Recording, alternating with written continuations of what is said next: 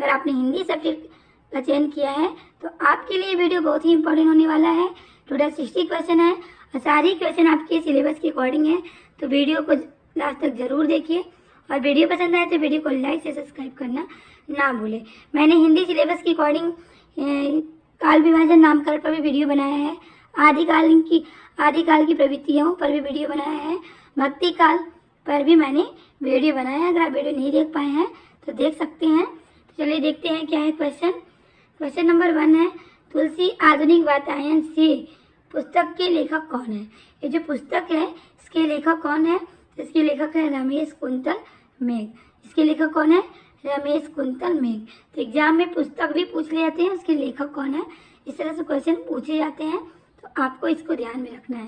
Question number 2 है, मारिति मोहि फुटाम एवं कछुआ धर्म, ये क्या है, दोनों निबंध विधा की रचना है। तो ये भी क्वेश्चन पूछ लेता किस विधा की रचना है, तो निबंध विधा की रचना है। और इसके लेखक भी पूछ लेते एग्जाम में, तो लेखक कौन है, चंद्रधर्म शर्मा गुलेरी। इस दोनों निबंध के लेखक कौन है, चंद्रधर्म शर्मा गुलेरी। क्वेश्चन नंबर 3 है, यदि प्रेम ही जीवन का सत्य है तो संसार ज्वालामुखी है। ये जो पंक्ति है एग्जाम में पंक्ति दे दी जाती है और पूछा जाता है किसका कथन और किसके संबंध में कहा गया है। तो ये जो पंक्ति है ये चंद्रगुप्त के कार्नेलिया के संबंध में कहा गया है, का संबंध है इससे। और एक कहाँ से है, चंद्रगुप्त नाटक से ली गई पंक्ति है। चंद्रगुप्त नाटक के लेखक कौन है, तो जयशंकर प्रसाद है। और इस कथन का संबंध है किससे, कार्नेलिया से है, और ये चंद्रगुप्त नाटक से ली गई पंक्ति है। क्वेश्चन नंबर 4 है, अब्दुल बिस्मिल्लाह कृत झीनी झीनी भीनी चंद्रिया में किसका चित्रण है। तो देखिए अब्दुल बिस्मिल्लाह के द्वारा जो रचना है झीनी झीनी भीनी चंद्रिया किस विधा की रचना है, पहले आप लोग जान लीजिए। उपन्यास विधा की रचना है।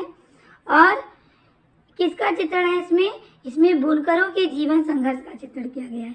झीनी झीनी भीनी चुनरिया में किसका चित्रण किया गया है, ये भी क्वेश्चन पूछ लेता है कि किसके बारे में, इस उपन्यास में किसके बारे में बताया गया है। तो बुनकरों के जीवन संघर्ष के बारे में बताया गया है।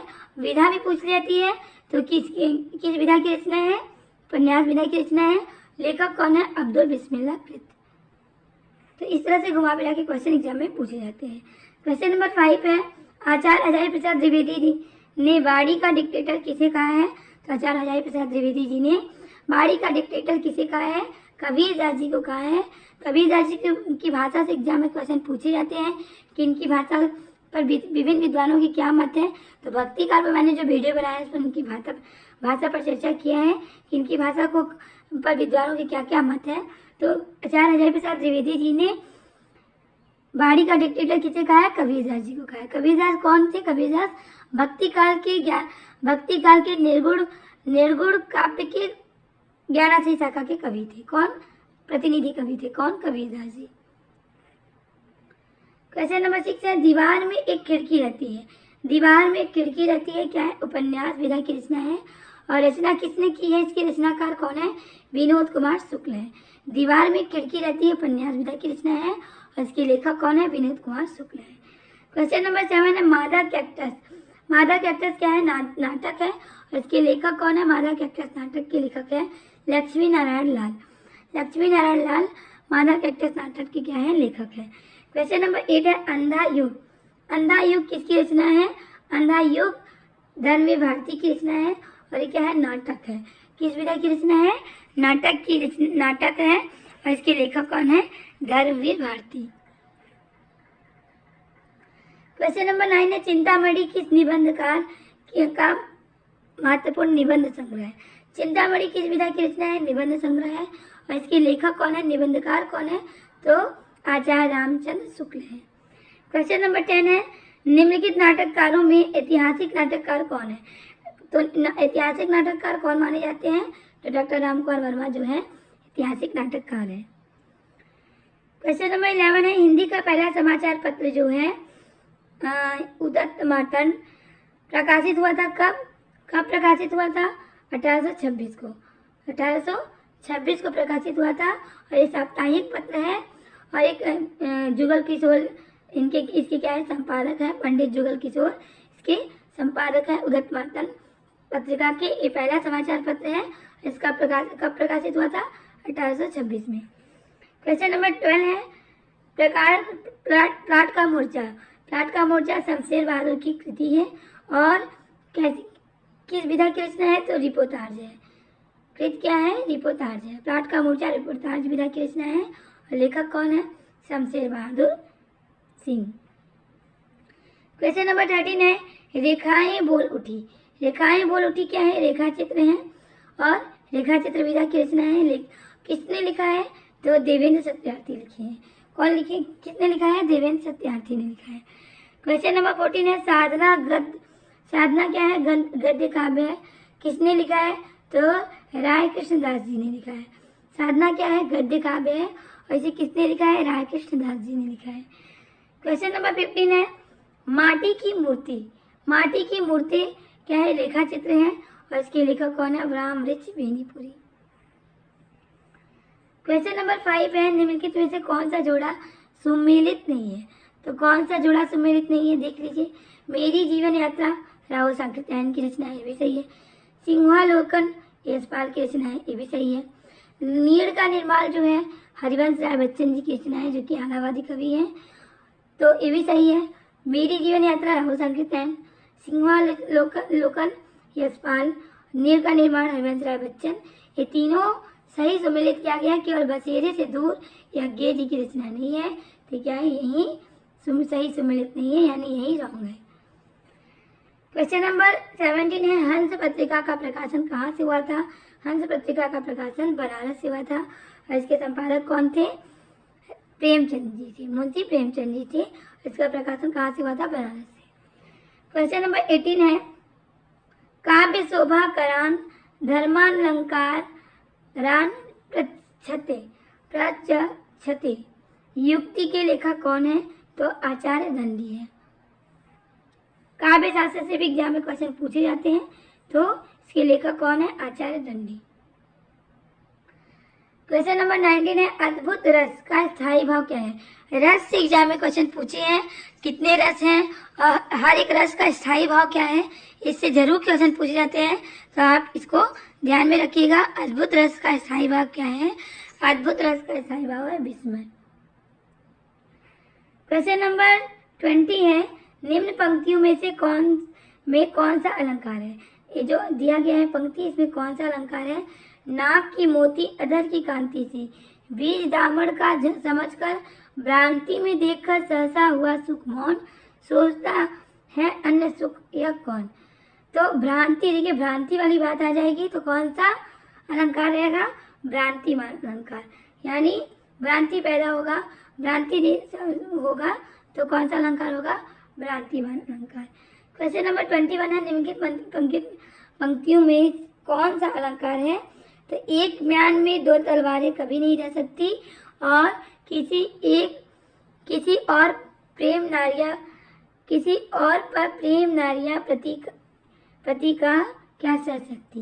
तो कौन सा अलंकार है? दृष्टांत अलंकार है। क्वेश्चन नंबर 22 है खग कुल सा बोल रहा, तो शब्दों में कौन सा अलंकार है? तो खग कुल सा बोल रहा शब्दों में यमक अलंकार है।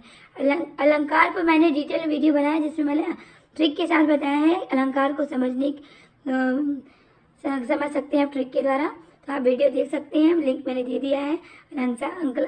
अलंकार से भी एग्जाम में क्वेश्चन पूछे जाते हैं, व्याकरण से भी क्वेश्चन पूछे जाएंगे इस तरह, तो आपको व्याकरण भी तैयार करके रखना है। संज्ञा, सर्वनाम, विशेषण, अलंकार, संधि, रस, सब पर आपको अच्छे से तैयार करके रखना है। क्वेश्चन नंबर 23 है भट्ट लोलट द्वारा प्रतिपादित मत कौन सा है? तो भट्ट लोलट द्वारा प्रतिपादित मत है उत्पत्तिवाद। अब देखिए यहाँ पे क्वेश्चन पूछ लिया गया है शांत रस का स्थायी भाव, तो कितने रस हैं? हर एक रस का स्थायी भाव आपको पता होना चाहिए। तो शांत रस का स्थायी भाव क्या है? निर्वेद। क्वेश्चन नंबर 25 है संचारी भाव की संख्या कितनी है? संचारी भाव की संख्या है 33। क्वेश्चन नंबर 26 है रीति संप्रदाय के प्रवर्तक आचार्य कौन है? रीति संप्रदाय के प्रवर्तक आचार्य हैं वामन। वामन जो है रीति संप्रदाय के प्रवर्तक आचार्य हैं। क्वेश्चन नंबर 27 है ज्यो पटु झटकटी हटती हंसती नचावती नैन त्यों तो निपट उठारा भगता देत बनेन। ये पंक्ति में कौन सा अनुभव है? तो पंक्ति में कायिक अनुभव है। कौन सा अनुभव है? कायिक अनुभव है। क्वेश्चन नंबर 28 है, मैं जो नया ग्रंथ विलोकता हूँ, मात मुझे सो नौ मित्र सा देखूं, उसे मैं नित बार बार मानो मिला मित्र मुझे पुराना। तो ये जो काव्यांश है, काव्य का अंश है, वह कौन सा काव्य गुण का नाम क्या है? तो माधुर्य काव्य गुण। कौन सा काव्य गुण है? माधुर्य काव्य गुण है। क्वेश्चन नंबर 29 है, न कांतमपि निर्भूष विभाति वनिता मुखम। इस युक्ति के लेखक कौन है? भामा इस युक्ति के क्या है? लेखक है। क्वेश्चन नंबर 30 है, निम्न पंक्तियों में किस रस का निरूपण हुआ है? एक और अजगर ही लखी, एक और मिघराय, विफल बटोही बीच ही परियो मूर्छा भय। तो एक किस रस का निरूपण किया गया? इसमें भयानक रस का निरूपण किया गया इस पंक्ति में। क्वेश्चन नंबर 31 है, रस निरूपण के प्रथम व्याख्याता कौन है? दंडी। रस निरूपण के प्रथम व्याख्याता दंडी है। क्वेश्चन नंबर 32 है, ओ और औ किस प्रकार के वर्ण हैं? तो ओ और औ देखिए कंठ से वर्ण निकल रहे हैं, तो कंठोष्ठ। ओ और औ कंठोष्ठ। क्वेश्चन नंबर 33 है, कौरवी किस बोली को कहते हैं? तो खड़ी बोली को कौरवी कहते हैं। क्वेश्चन नंबर 34 है, पवन का शुद्ध संधि विच्छेद क्या है? देखिए संधि से भी क्वेश्चन पूछे जाते हैं। तो पवन का संधि विच्छेद क्या है? संधि पर भी मैंने वीडियो बताया है, वो भी ट्रिक के साथ समझाया है, आप वीडियो देख सकते हैं।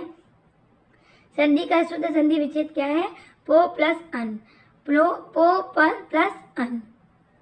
क्वेश्चन नंबर 35 है, द्वंद्व समास का शब्द है। देखिए कौन सा है इसमें? द्वंद्व समास। समास से भी एग्जाम में क्वेश्चन पूछे जाएंगे। समास पर भी मैंने वीडियो बनाया है, ट्रिक के साथ समझाया है, आप देख सकते हैं। तो आज कल, रातों रात, दिन दिन, वीर पुरुष। देखिए बीच में अगर एक हाइफन रहता है तो द्वंद्व समास होता है, लेकिन तीनों में है तो आप क्या तीनों में टिक करेंगे? नहीं, क्योंकि जब विपरीत शब्द रहते हैं जैसे आज और कल तो द्वंद्व समास होगा। रातों रात सेम रहेगा तो द्वंद्व समास नहीं रहेगा, भले ही बीच में हाइफन रहेगा तो क्या। तो यहाँ पे ऑप्शन ए यानी आजकल कौन सा समास है? द्वंद्व समास, आजकल। क्वेश्चन नंबर 36 है, पर्णकुटी शब्द का समास है। पर्णकुटी शब्द का कौन सा समास है? तो तत्पुरुष समास है। क्वेश्चन नंबर 37 है, उच्चारण शब्द में उपसर्ग क्या है? तो उच्चारण को अगर हम विच्छेद करेंगे तो उत प्लस चारण, उत प्लस चारण। तो कौन सा उपसर्ग मतलब जो आगे जुड़ता है इसको उपसर्ग बोलते हैं, और जो पीछे में लास्ट में जुड़ता है उसको प्रत्यय बोलते हैं। तो कौन सा क्या आगे जुड़ा है? उत। क्या होगा? उत। उत क्या है? इसमें उपसर्ग है। क्वेश्चन नंबर 38 है, निम्नलिखित में से यथाविधि का सही समास कौन सा है? तो यथाविधि कौन सा समास है? अव्ययी समास है। क्वेश्चन नंबर 39 है, निम्नलिखित में से अत शब्द का विलोम क्या है? विलोम शब्द भी पूछे जाते हैं एग्जाम में। विलोम समानार्थी शब्द। अत शब्द का विलोम है इति। क्वेश्चन नंबर 40 है, निम्नलिखित में से कौन शाश्वत शब्द का विलोम है? तो क्षणिक। शाश्वत मतलब हमेशा रहने वाला, और क्षणिक मतलब क्षण भर का। तो शाश्वत का विलोम क्या है? क्षणिक। क्वेश्चन नंबर 41 है, वर्तनी शुद्ध वर्तनी क्या है? आपको 4 ऑप्शन में से एक वर्तनी केवल शुद्ध रहेगी, उसी को आपको पहचानना होगा। तो कौन सा वर्तनी सही है? तो देखिए सब एक आपको कंफ्यूज रहेंगे, तो आपको इसके बारे में पता होना चाहिए।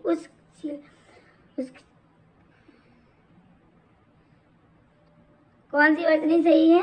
घ वाला। क्वेश्चन नंबर 42 है, निम्नलिखित में शुद्ध वर्तनी वाला शब्द कौन सा है? शुद्ध वर्तनी वाला शब्द कौन सा है? तो यहाँ पे देखिए ज्योत्सना लिखा हुआ है, तो कौन सी वर्तनी सही है? तो ए वाला जो वर्तनी है वो शुद्ध है, ज्योत्सना। क्वेश्चन नंबर 43 है, निम्नलिखित में से शुद्ध वर्तनी, यहाँ पे वर्तनी कर लीजिएगा, वाला शब्द कौन सा है? सदस्व सारा। तो कौन सी वर्तनी सही है? सदस्य। क्वेश्चन नंबर 44 है कंधा का तत्सम क्या है? स्कंद। स्कंद जो है कंधा का तत्सम। तत्सम तद्भव शब्द भी पूछे जाते हैं, तो आपको पता होना चाहिए। क्वेश्चन नंबर 45 है निम्नलिखित में से तत्सम शब्द कौन सा है? मेघ जो है वो तत्सम शब्द है।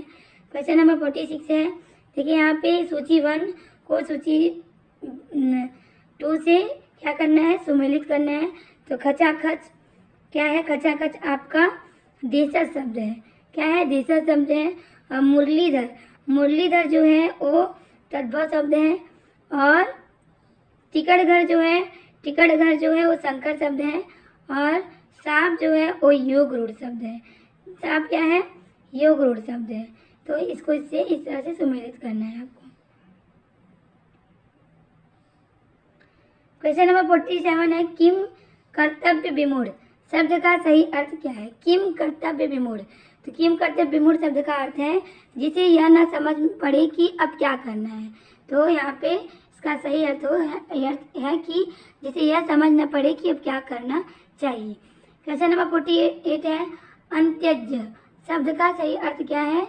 इस शब्द का सही अर्थ है कि जिसका जन्म निम्न यानी अछूत वर्ग में हुआ है उसे अंत्यज बोलते हैं। क्वेश्चन नंबर 49 है बहुज्ञ,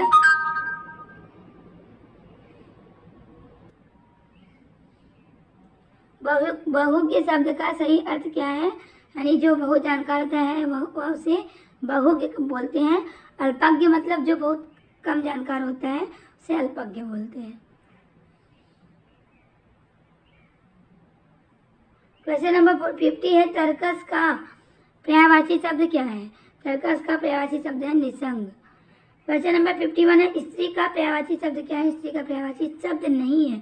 कौन सा नहीं है? यहाँ पे तरड़ी भी स्त्री का पर्यायवाची है, प्रमदा भी स्त्री का पर्यायवाची है, ललना भी स्त्री का पर्यायवाची है। ललाम जो है स्त्री का पर्यायवाची नहीं है। तो आपको क्वेश्चन में ध्यान में रखना है, कभी कभी नहीं पूछ लेता है तो आप क्या करेंगे? पर्यायवाची शब्द में टिक करके आ जाएंगे कि क्या पर्यायवाची शब्द नहीं दिया रहेगा, तो जो पर्यायवाची शब्द नहीं रहेगा उसमें टिक करना होगा।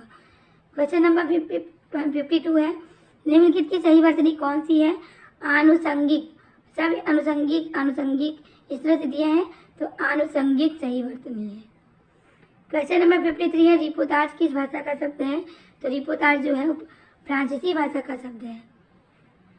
क्वेश्चन नंबर 54 है गोद में ललना शहर भर में ढिढोरा। गोद में लड़का शहर भर में ढिढोरा क्या है? मुहावरा है। इसका सही अर्थ क्या है? इसका सही अर्थ है कि पास में वस्तु रखते हुए चारों ओर खोजना। पास में वस्तु रहते हुए भी क्या? चारों ओर खोजना। क्वेश्चन नंबर 55 है रंगमंच पर पर्दे के पीछे का स्थान क्या कहलाता है? दर्शक दीर्घा कहलाता है। क्वेश्चन नंबर 56 है उज्ज्वल नीलमणि किसका अर्थ है? उज्ज्वल नीलमणि किसका ग्रंथ है? रूप गोस्वामी का ग्रंथ है। क्वेश्चन नंबर 57 है उपमा पदलालित्य अर्थ गौरव की दृष्टि से एक साथ तीनों गुणों से युक्त कौन सा संस्कृत कवि प्रसिद्ध है? तो माघ। क्वेश्चन नंबर 58 है गणेशाय नमः में प्रयुक्त विभक्ति कौन सी है? चतुर्थी।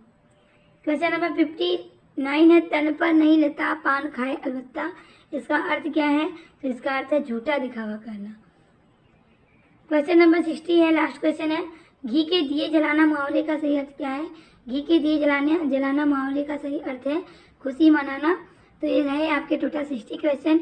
इसी तरह एग्जाम में क्वेश्चन पूछे जाते हैं। सारे क्वेश्चन आपके सिलेबस के अकॉर्डिंग है।